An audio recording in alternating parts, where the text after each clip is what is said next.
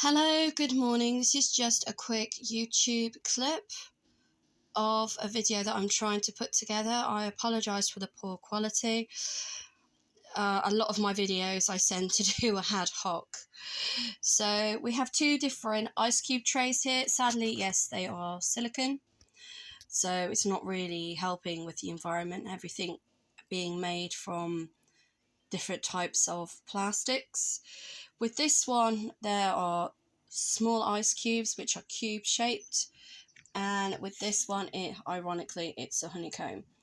I do like this one because you do get a cover that you can put on top, which can hopefully prevent any spills and to also keep the ice cubes free from anything that they may pick up whilst in the freezer, because anyone who does use ice should be made aware that there is certain waterborne diseases that we can get from frozen ice, and for that reason be careful when you are using frozen ice, especially abroad, which unfortunately a lot of us aren't able to do at the moment due to COVID.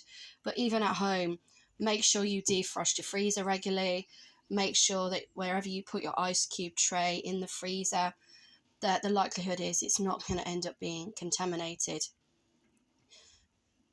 So in this one here, we have actually got frozen cabbage water.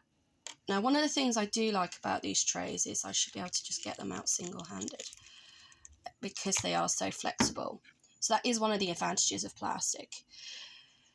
And what I do every morning now is I put two of these into a cup. Just hide the cup. I don't really want you to see what's on there. It's not really a necessity. And in this one is lemon juice water. Now, we could either buy this pre-made or make it yourself by buying lemons. And again, as you can see, it is very easy to just sort of pop these out with one hand whilst filming. And I put about half a dozen of those in there.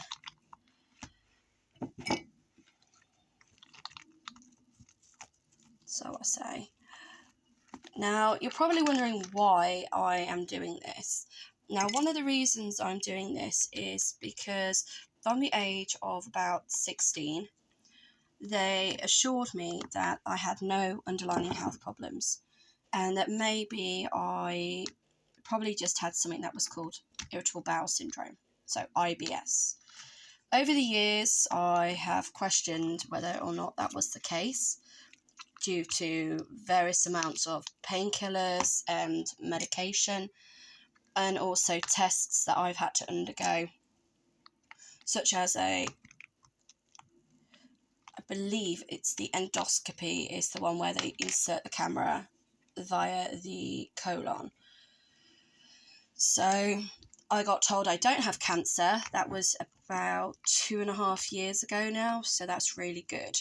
That's very positive. So I was very lucky to get tested before COVID. Prior to that, I've recently had another test about a month ago now, and what I've been diagnosed with is what they call bile acid malabsorption. Now, that may have been caused due to me having my gallbladder removed several years ago, or it may have just been what was wrong with me from a young age and it just was not picked up due to me not having a specific test that actually tests for bile acid malabsorption. So once again, I've been put on a number of different cocktails, a number of different medication. And the one thing that I googled was what kind of food I could try that may help. And one of the foods that they suggested was red cabbage.